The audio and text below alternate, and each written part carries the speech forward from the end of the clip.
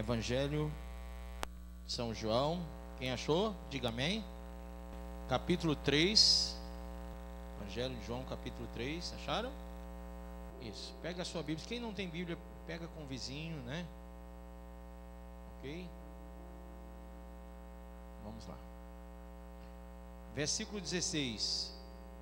Porque Deus amou o mundo de tal maneira que deu o seu Filho unigênito, para que todo que nele crer não pereça, mas o que? Tenha vida eterna. De novo, porque Deus amou o mundo de tal maneira que deu o seu Filho unigênito, para que todo que nele crê não pereça, mas tenha a vida eterna. Põe a mão sobre a Bíblia e diga: Pai, em nome de Jesus, fala o meu coração. Fala, Senhor, e me dá o sentido do cristianismo genuíno. Eu não quero viver separado do Senhor por dogmas. Não quero estar separado do Senhor, porque o Senhor me amou ao ponto de entregar Jesus na cruz. E assim como o Senhor é por mim, eu quero ser por ti, Senhor. Então agora fala o meu coração. Quero ser um verdadeiro cristão, alguém que é como o Senhor espera que seja. Diga em nome de Jesus. Diga amém. Pode sentar.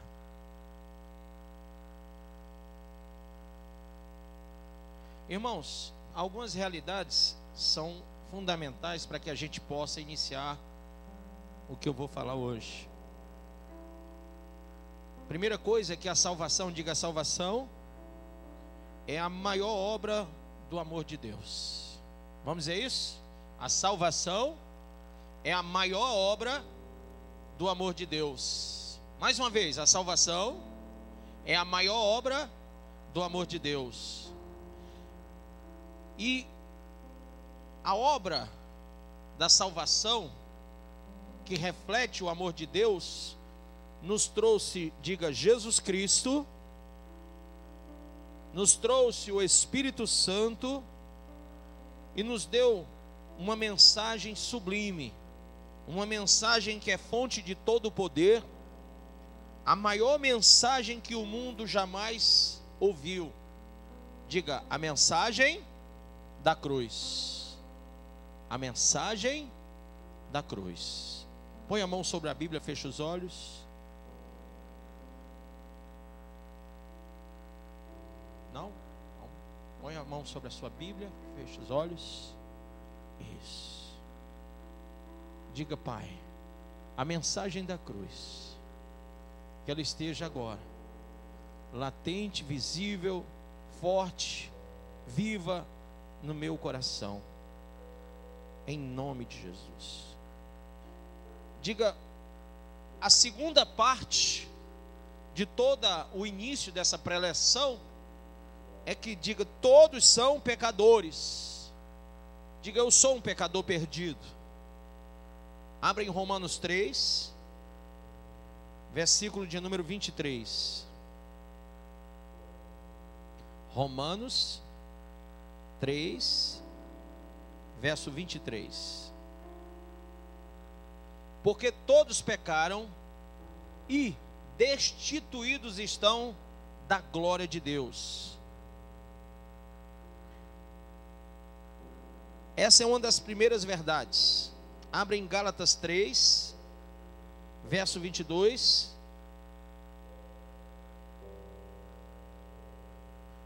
Carta aos Gálatas, capítulo 3, versículo 22.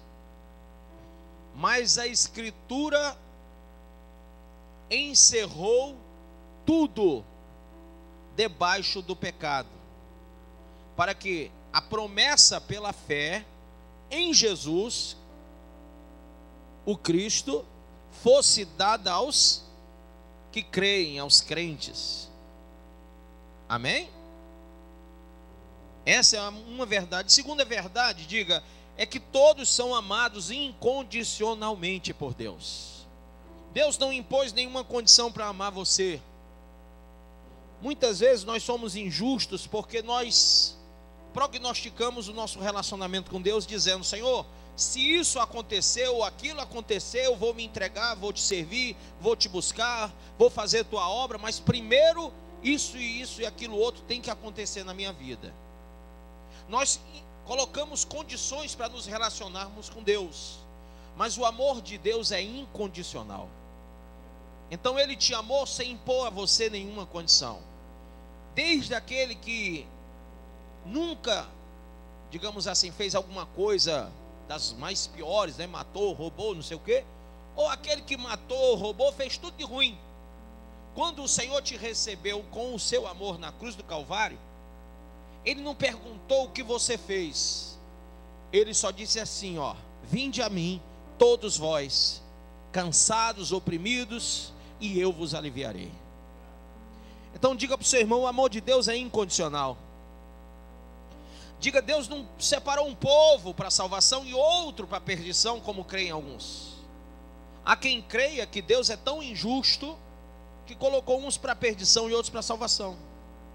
Há aqueles que se dizem doutores da teologia, sem ser, que seguem um dogmatismo religioso proselitista e uma crença absurda em que Deus separou alguém para salvação e alguém para perdição.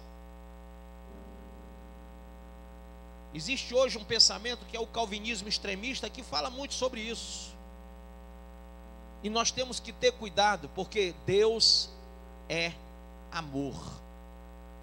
E a graça multiforme de Deus não condiciona, e muito menos separa uns para isso ou outros para aquilo. Deus, através de Jesus Cristo, Ele trouxe a salvação para todos aqueles que creem. Amém? Olha o que a Bíblia diz: pela graça de Deus sois salvos mediante a vossa fé. Efésios capítulo 2, versículo 8.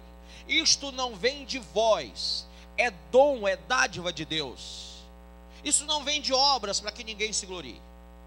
Então, a salvação é uma dádiva, é um dom, é uma conquista que Jesus realizou na cruz do Calvário.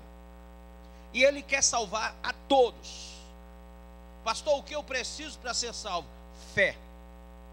Uma fé que não seja condicionada a mais nada.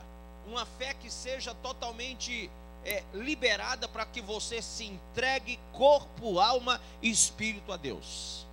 Que você não tenha nenhuma aspa, nenhuma vírgula, nenhuma reticência, nada. Que você não se presuma de coisa alguma. Ah, eu sou salvo por isso, eu sou salvo por aquilo. Não. Você é salvo pela graça de Deus mediante a fé. E Deus quer salvar a todos. Mas todos vão ser salvos? Não. Apenas aqueles que confessarem que Jesus Cristo é o Senhor e Salvador. Somente aqueles que confessarem, mas não é com a boca só não, irmão. Confessar com a vida. Confessar com atos de realmente dignidade, de justiça, de compromisso. Quando eu confesso, há quem diga: olha, eu já confessei Jesus como Salvador. Há quem diga: olha, fulano aceitou Jesus, então ele está salvo. Não.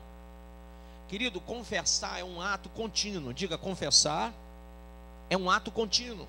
Eu confesso com a minha boca, eu confesso com as minhas obras, eu confesso com a minha vida. Eu não posso confessar só com a mão levantada. Não adianta eu querer confessar quando eu chego na igreja e quando o pastor chama e eu vou à frente pedir perdão pelos meus pecados. Não. A minha vida, desde o acordar até o deitar, tem que ser uma confissão de fé.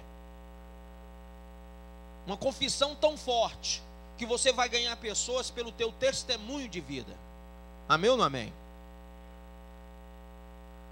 Outro dia, eu estava com um grupo de, vou dizer assim, evangélicos, e alguém, do nada, porque tem um costume lá em casa, falou uma palavra torpe. Pastor, desculpe eu ter falado isso. Mas a boca fala o que o coração está cheio. Então, na verdade, irmão, confessar a Cristo como Senhor e Salvador, confessar os pecados é um ato contínuo. Um ato contínuo, porque confessar a Cristo é um ato de vida contínua. E confessar os pecados é um ato remissivo contínuo. Eu todos os dias tenho que remir meu tempo, tenho que remir minha vida. É um ato de arrependimento, que não é só hoje, não é só agora, não foi por causa de ontem, mas é por causa de tudo o que representa a cruz do Calvário para mim. Amém ou não amém? Então, Deus, Ele quer salvar. Abra aí, por favor, a sua Bíblia em 2 Pedro, capítulo 3, versículo de número 9.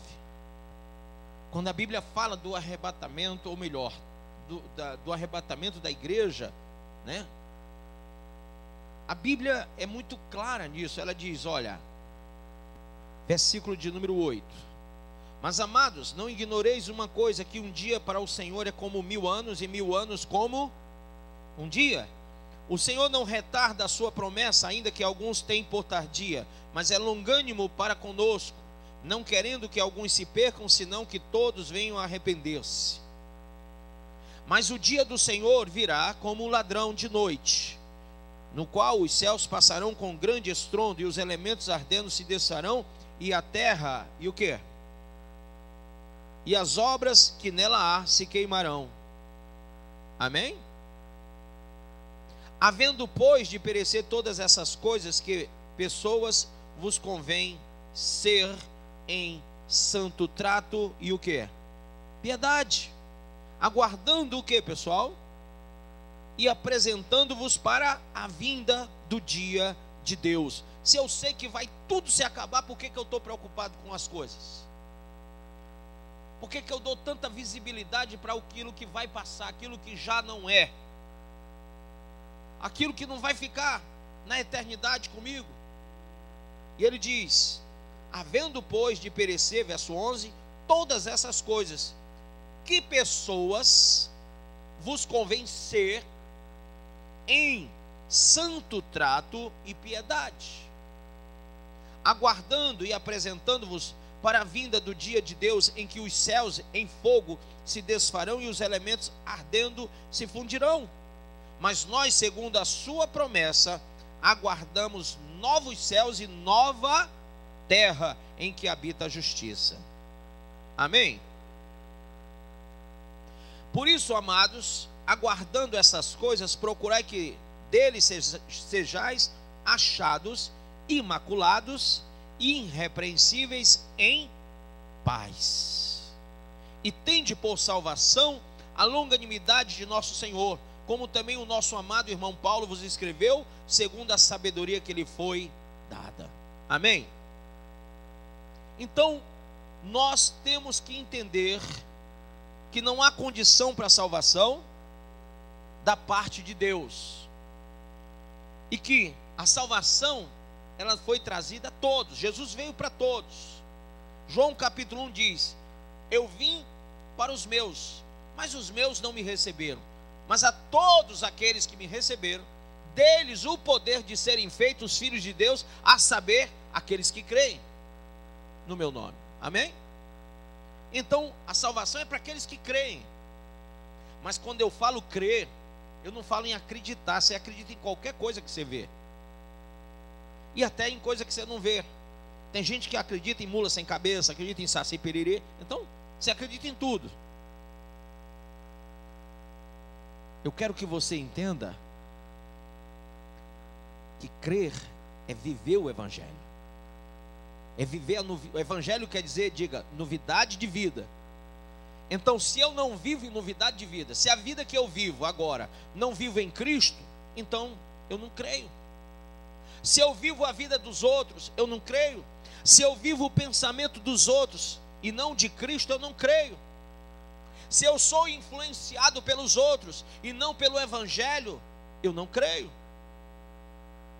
A salvação é para aqueles que creem. E crer é viver a novidade do Evangelho, é viver em novidade de vida, ser uma nova criatura, deixar que o velho homem passe e que tudo se torne novidade em Deus, em Cristo e através do Espírito Santo. Se você consegue vir à igreja, parabéns. Se você consegue ler a Bíblia, parabéns. Consegue louvar, parabéns. Consegue ofertar e dizimar na igreja, parabéns. Mas lembre-se, novidade de vida é uma influência que causa o Espírito de Deus, a palavra de Deus, a presença de Deus em nós, nos transformando como seres, nos arrancando das trevas para a luz, nos tirando da prática do pecado. Romanos 6:23 diz que o salário do pecado é a morte, mas o dom gratuito de Deus é a vida. Então eu começo a crer, eu me separo do pecado, eu me separo do mundo, eu me separo das más influências, eu saio das más amizades que corrompem os bons costumes, como Paulo escreveu aos Coríntios. Eu começo a ser obediente à palavra, obediente ao Espírito da palavra, obediente ao pastor na igreja, obediente ao meu chamado. Eu começo a assumir uma postura e uma compostura que retratem aquele novo ser que eu me tornei. E as pessoas vão vendo em mim aquilo que é a presença de Deus. Irmãos, quando Moisés subiu o Sinai, ele desceu com a glória, com o cavode, com o seu semblante. A Bíblia diz que ninguém conseguia olhar para ele, porque ele reluzia. Nós temos que entender que viver em novidade de vida é refletir a glória de Deus. Moisés viu o Senhor, Moisés esteve com o Senhor e ele refletiu o Senhor para as pessoas. O povo se ajoelhou diante de Moisés, o povo confessou o Deus Yahvé diante de Moisés, por causa de Moisés, da vida de Moisés, porque Moisés viu o Senhor e refletiu o Senhor para o povo. Ele foi um espelho para aquele povo. Irmão, dentro da sua casa você tem que refletir Deus para o povo de lá. Na sua faculdade, na sua vizinhança, você tem que refletir Deus para as pessoas. Viver em novidade de vida é isso. Viver em novidade de vida é isso. Não é ter uma vida apática, uma vida sem sentido, uma vida emotiva, uma vida que apenas tirou de mim alguns costumes, como fumar ou beber, ou um costume de fornicar, de adulterar. Novidade de vida não é isso. Novidade de vida não é eu estar aqui com vontade de estar lá fora. Novidade de vida não é eu precisar ser persuadido por irmãos, pelas pessoas que estão próximas a mim, para que eu não vá cheirar cocaína, para que eu não vá fumar um baseado, para que eu não vá usar a pedra. Se você vive no desejo, se você vive na tentação, na vontade, na volição, você não anda em novidade de vida. Novidade de vida é viver na dimensão do Espírito de Deus. Agora já não sou mais eu que vivo, é Cristo que vive em mim. Isso é novidade de vida. Eu não sou tentado quando eu ando em novidade de vida, não, irmão. Eu venço a tentação, eu venço o diabo, eu posso pisar na cabeça da serpente e do escorpião, e as portas do inferno, elas nunca vão prevalecer contra aquele que vive em novidade de vida. Apocalipse capítulo 12, abre a sua Bíblia. Essa quarta-feira, que dia hoje? É sexta, né? Foi quarta, eu acho. Ou foi terça? Foi quarta, eu acho. Eu fui convidado para fazer uma gravação na TV Diário, canal 22. Vai sair, eu acho que domingo agora, 3h30 da tarde. E eu fui convidado para ser um debatedor, porque tem um rapaz, coitado dele, satanista, que se diz vampiro. Sério, tô brincando não. Esse rapaz, ele mostrou o dente dele normal, assim, ó, retinho. Não tem um canino. Eu tenho um caninozinho que passa um pouquinho, ele não tem nenhum. E ele fez assim, e a garra dele, o dente dele fez, ó, cresceu. Eu vi. E se vocês duvidam, ainda tenho filmado isso. Aí você diz, pastor, que coisa impressionante, querido. O diabo dá aos seus seguidores esse tipo de poder para poder fazer o mal. Você está entendendo ou não? Quando Moisés foi à presença do faraó, Deus deu poder a Moisés, sim ou não? Ele colocou poder no cajado. Deu, colocou a mão aqui dentro, a mão ficou com lepra. Depois colocou de volta, estava limpa a mão. E quando ele foi à presença de Potifar, os enganadores, os feiticeiros, os bruxos do Egito, transformaram, do mesmo jeito que a vara de Moisés se transformou numa serpente, eles puseram as varas deles e também se transformaram em serpente. Por que, meu pastor? O diabo recebeu poder de Deus. O poder que ele tem não é dele, é de Deus. E os dons de Deus são irrevogáveis. Deus não tirou. Ele caiu como maldito, como amaldiçoado, mas ele tem o poder que Deus deu a ele como querubim. Imagine que ele imitou, porque ele é um imitador, né? E naquela hora imitou a mesma coisa, lá eles fizeram a mesma coisa. Só que a serpente da vara de Moisés engoliu todas as outras serpentes na hora. E aí Faraó viu quem é que tinha o poder maior. E aí você imagina que esse rapaz entrou lá com um capuz assim, com um negócio no rosto, porque ele não queria ser identificado devido à vizinhança dele. E aí ele sentou e foi sentar e fez assim. E na hora que ele estava entrando, eu disse: Senhor, está amarrado todos os demônios que estão nele. Coloca aqui, Senhor, 100 anjos. Eu botei 100 anjos ali no local, só 100. Ele não vai conseguir fazer nada que ele veio fazer aqui hoje. Ele não vai, o diabo não vai ser glorificado nesse lugar. Irmão, vocês vão ver, se vocês abrirem a televisão no domingo 3h30, vocês vão ver o satanista dizendo assim: tem duas pessoas aqui que tem muita luz, mas tem uma que tem mais luz do que o outro, mas muita luz, e eu não posso fazer o que eu vim fazer aqui hoje. A Jaque Lima lá perguntou no intervalo: você disse que tem duas pessoas aqui com muita luz, e que uma pessoa tem muita luz que você não consegue fazer o que você veio fazer. Ele disse: olha, eu ia transfigurar, eu ia botar, o meu olho ia ficar preto, todo preto, eu ia fazer algo aqui que vocês iam ficar assustados. Inclusive me deu uma vontade de me revoltar aqui nesse lugar e fazer coisa ruim com gente. Mas quando eu entrei, eu não pude mais, porque aqui está cheio de anjos. Eu disse para ele: foi eu que coloquei os anjos aqui. Aí ele olhou para mim e disse: esse pastor aí, eu não posso com ele não. Esse daí eu não posso com ele não. E eu fui chegando perto dele, aí me dá a mãozinha, me dá. E ele com os dentinhos assim, sabe? Me dá a mãozinha para cá. Quando ele pegou na minha mão, ele ficou. Eu digo: ah, segura, cara, segura, que agora o negócio é mais embaixo. Pega aqui na minha mão. Aí botei a mão na cabeça dele. Quando eu botei a mão na cabeça dele, um cara lá que é filósofo olhou e disse: pastor, não expulsa não, senão vai perder a graça do programa.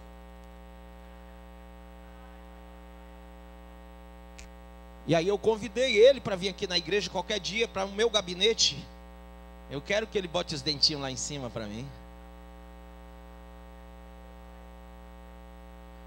Irmão, a Bíblia diz, diga, a Bíblia diz, que Jesus veio para desfazer as obras do diabo.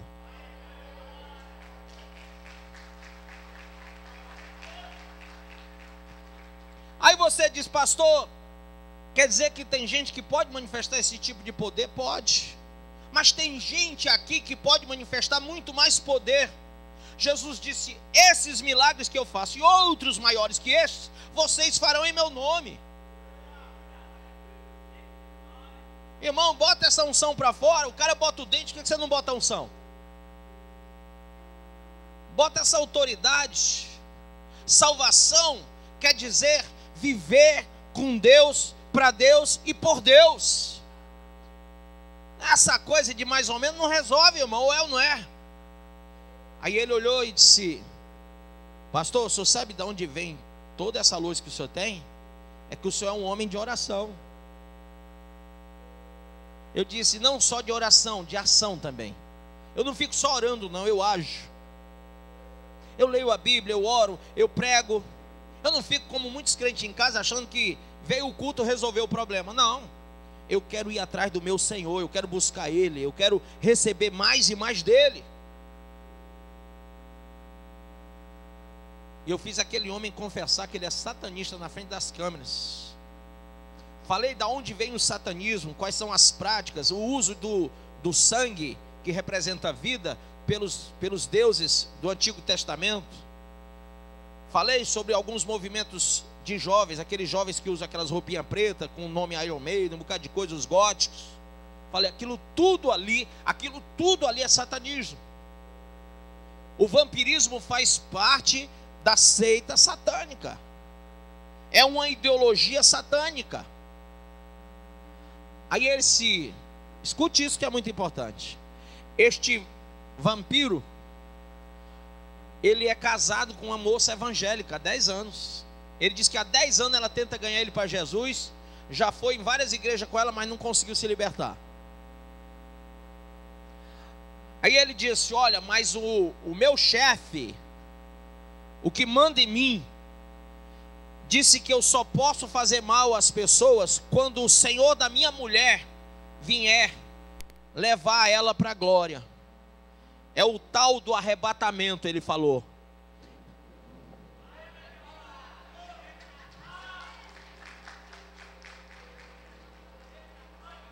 Ele disse que quando vier o arrebatamento da igreja, vou dizer de novo, quando vier o arrebatamento da igreja, quem está em pecado já vai dançar o negócio. Pede perdão logo. Aqui não é o bope não, mas tu pede logo para sair do inferno.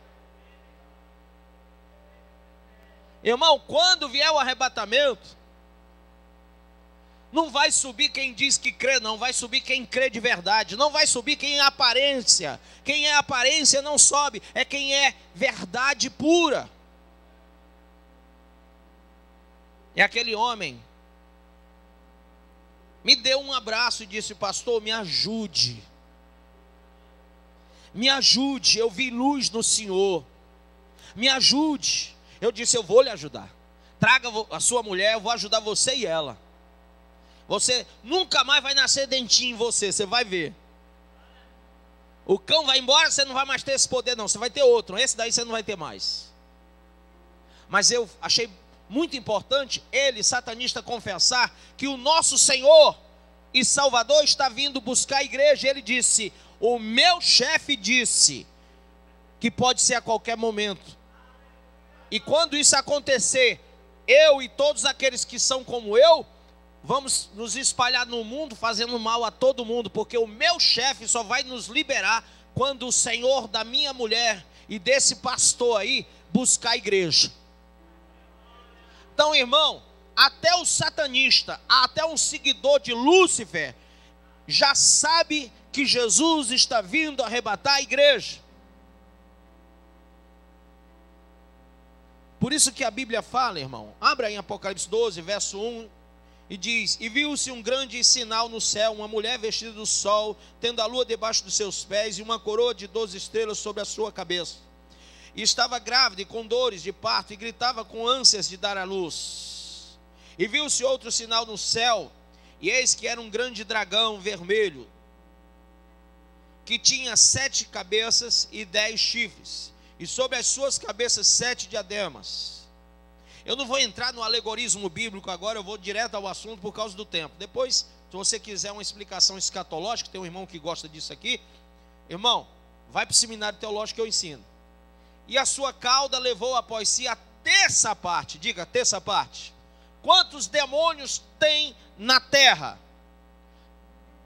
Escuta bem isso. O diabo está no inferno, sim ou não? Sim ou não? Sim ou não? Não! Ele foi lançado na terra, irmão. Lê aí comigo, por favor. E a sua cauda levou após si a terça parte das estrelas do céu e lançou-as sobre... Grife isso aí, para você nunca mais pensar que o diabo está lá no inferninho dele. Quem já andou numas ruas, escuta essa. Já andou numas ruas que tem uma luz vermelha, diz aí é um inferninho, hein? Já foi? Lá onde tem mulher se vendendo, e homem se vendendo e se prostituindo, já foi? Quem já foi presidiário disso aqui é um inferno. Quem dentro de casa, tanta briga, tanta contenda, tanta discórdia, você diz: a minha vida é um inferno, a minha casa é um inferno. Quem lá no seu trabalho muitas vezes disse: poxa, isso aqui é um inferno, não aguento mais. Você sabe por que você disse isso? Da casa, do trabalho, da casa da luz vermelha, do presídio. Quem já foi no hospital, no UPA, no HGF, viu que está a lotação enorme, gente estendida no chão, e disse: isso aqui está um inferno. Por que tudo está um inferno, irmão? Porque o diabo e uma terça parte dos anjos caídos estão aqui na terra. João capítulo 10, verso 10 diz: matando, roubando e destruindo. Matando, roubando e destruindo. Então,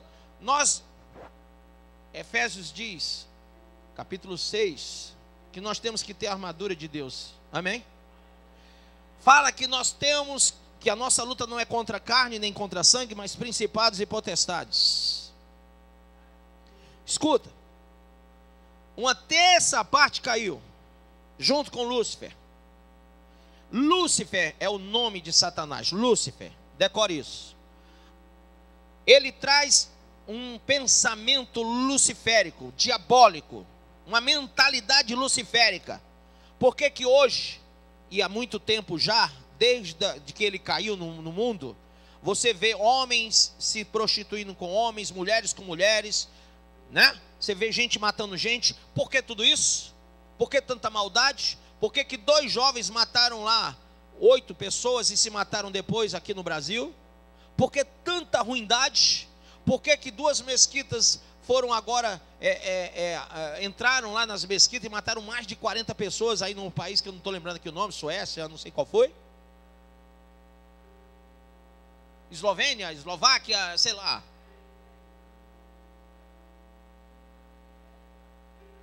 Não lembro. Bom, mas foi. Aí você diz: poxa, por que tudo isso? Por que o mundo está assim? Por que aí em Minas Gerais aquilo tudo desabou na cabeça de gente e matou tanta gente? Mais de 200. Por que o dinheiro vale mais do que as vidas? Por que aqueles homens, sabendo que aquilo podia vir na cabeça de todo mundo, colocou os funcionários para trabalhar ali, debaixo da lama, só para ganhar dinheiro? Paulo disse: o dinheiro é a raiz de todos os males. A Bíblia fala. Aí você fica pensando, poxa, eu estou lutando, tá, mas só tem um tipo de gente que vence. Só tem um tipo de gente que será salvo, que será arrebatado. Escute isso. Verso 5. E deu à luz um filho, homem, que há de reger todas as nações com vara de ferro, e o seu filho foi arrebatado para Deus e para o seu trono. E a mulher fugiu para o deserto, onde já tinha lugar preparado por Deus, para que ali fosse alimentada durante 1260 dias. E houve batalha no céu, Miguel e os seus anjos batalhavam contra o dragão, e batalhavam o dragão e os seus anjos. Mas não prevaleceram, nem mais o seu lugar se achou nos céus. E foi precipitado o grande dragão, a antiga serpente lá do Éden, chamada o quê? O diabo. E o que mais? Satanás, que engana todo mundo. Ele foi precipitado na terra. Está escrito ou não está? Ele foi precipitado na terra. E os seus anjos foram lançados com ele. Aonde? Na terra. Aí tem gente lá que diz: poxa, eu não acredito em vampiros, gente com dente, eu não acredito no negócio. Eu acredito, meu irmão, que demônio existe na terra, existe o diabo na terra, ele está na terra. Tem gente que está entregando a vida para ele em vez de entregar para Jesus. Se eu entrego a minha vida a Cristo, o poder que eu tenho vem do Senhor. Se alguém entrega para o diabo, é o poder do diabo. Agora quem vence quem? Jesus já venceu na cruz. O diabo já sabe que o tempo dele está acabando, irmão. Ele vai ser lançado no Giena, no lago que arde com fogo e enxofre, e todos os seus seguidores, e todos os demônios também, e o anticristo, e os falsos profetas. Por isso que você tem que ser um profeta verdadeiro, que prega a palavra com verdade. Verso 10. E ouvi uma grande voz do céu que dizia: agora é chegada a salvação e a força e o reino do nosso Deus e o poder do seu Cristo, porque já o acusador de nossos irmãos é derrubado, o qual diante do nosso Deus os acusava de dia e de noite. E eles o venceram pelo sangue do Cordeiro. Eles quem? Diga nós, a igreja, o povo de Deus, aqueles que eram acusados. Quantas vezes alguém diz assim: rapaz, você é homofóbico, você é cheio de preconceito. Não, irmão, de jeito nenhum. Pecado é pecado. Pecado é pecado. Não tem homofobia, não tem preconceito, não.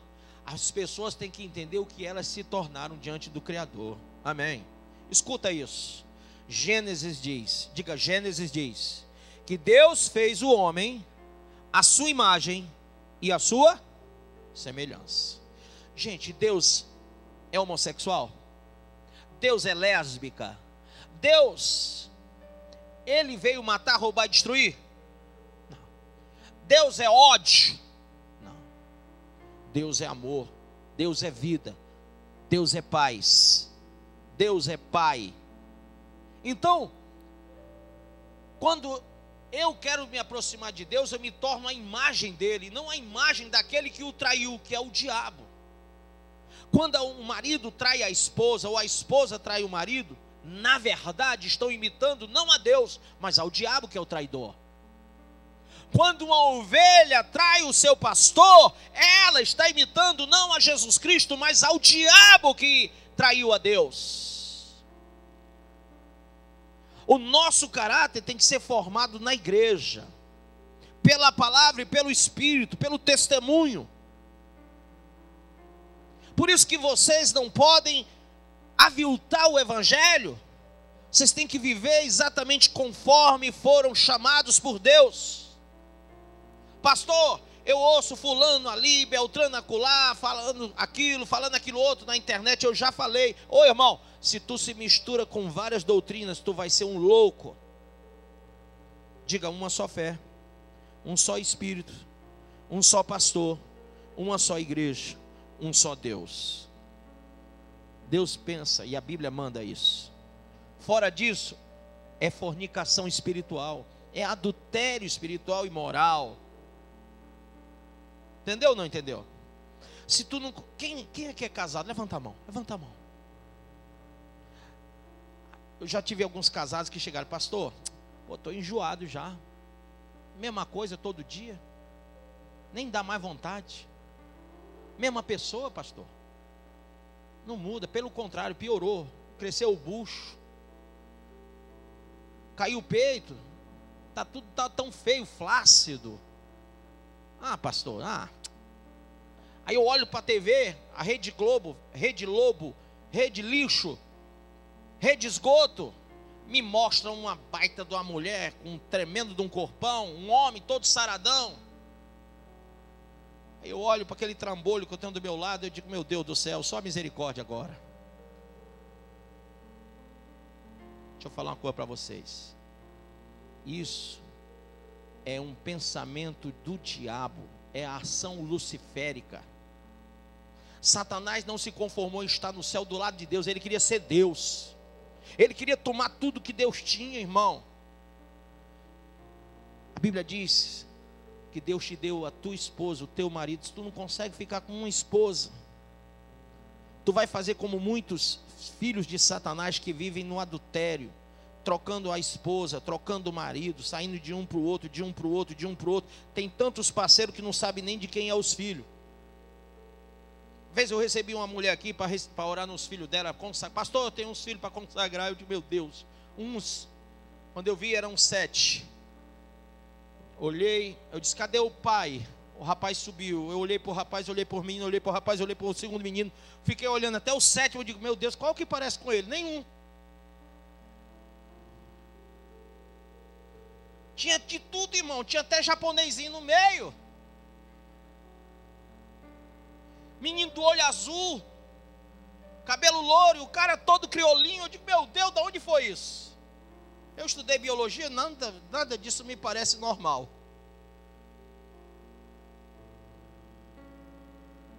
Sabe o que é isso? É o diabo. É Satanás. Você não consegue ter uma mulher, você não consegue ter só um homem, você não consegue ser fiel ao teu pai e à tua mãe, na educação que eles te deram, você não consegue ser fiel ao seu pastor, à sua igreja, você não consegue ser o que Cristo é em você, o que Cristo estabeleceu na cruz, você não consegue ser salvo, porque a sua vida é uma vida de egocentrismo, você quer ser o centro, não quer colocar Jesus no centro, você quer ser o centro das coisas. Querido, Satanás tem formado filhos e filhas iguais a ele. Tem muito crente na igreja imoral, indecente. Tem muito crente fornicador, muito crente duas caras, perverso, maledicente, fofoqueiro. Tem muito crente mimimi que só murmura. Tem muito crente avarento que fala do dízimo e da oferta, fala do pastor, da vida do pastor, fala de tudo menos de Cristo para os outros. Porque parece com o diabo. Jesus disse para os judeus: vós sois filhos do diabo. Porque se fossem meus filhos, se fossem filhos de Deus, fariam as obras de Deus. Mas quem faz as obras do diabo é filho de Satanás. Entende isso, sim ou não? E ele disse, verso 11: e eles o venceram pelo sangue do Cordeiro. Quem quer o sangue do Cordeiro? Você já tem isso, embora você não creia. E é porque você não crê que você não está salvo ainda. Mas o sangue foi derramado por todos aqueles que creem.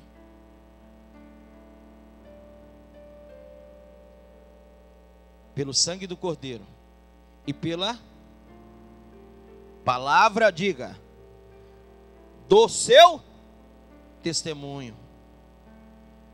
Quando você tem o sangue do Cordeiro, e você já tem, e a palavra que você já tem, você só não é salvo se você não crê. E você só crê se você viver o Evangelho.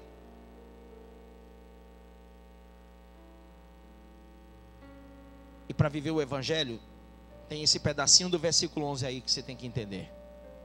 Diga comigo: e não amaram as suas vidas até a morte. Se você continua se amando e amando a vida que você tem aqui na terra, você ainda não é salvo. Não está salvo. Não é, está errado, é não está. Não está salvo. Você não está salvo.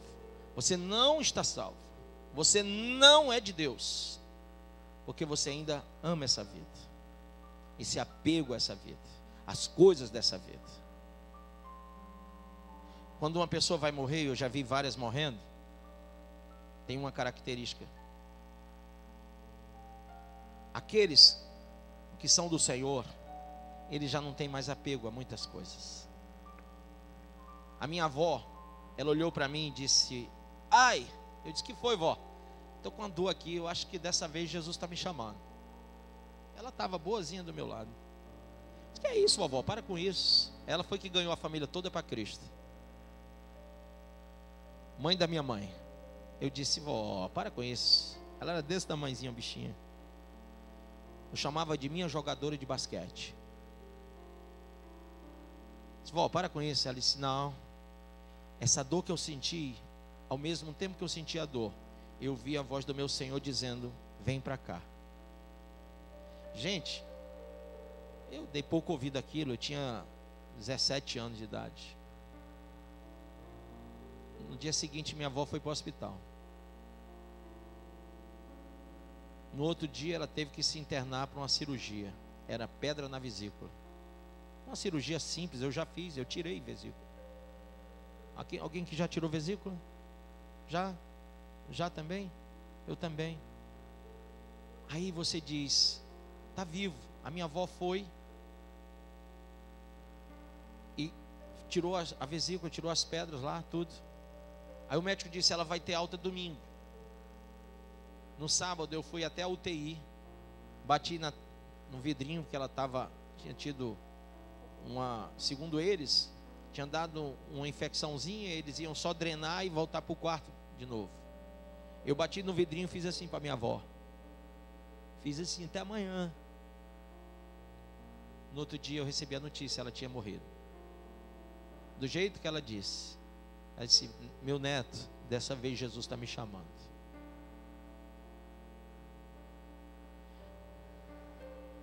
Alguns dias atrás, uma irmã daqui disse: pastor, ora por uma irmã que está doente. E eu fui orar. Quando eu fechei os olhos, o Senhor disse: não ora não, que eu vou te falar logo. Ela não vai ficar aí. Manda que alguém vá até ela, para que ela confesse a mim como Senhor e Salvador, porque ela não vai ficar aí. Eu disse para ela. Alguns dias depois, aquela senhora partiu. Então, irmãos, quando o Senhor te chamou para viver o Evangelho, é que nem quando Ele chamou minha avó para o céu. Você tem, naquela hora, que ser desapegado do mundo e dizer: agora Ele me chama. E os teus passos até o altar da igreja significaram que você agora não ama mais essa vida, você está amando o Senhor. Quem entendeu isso? Versículo 12, para terminar. Por isso alegrai-vos, ó céus, e vós que neles habitais.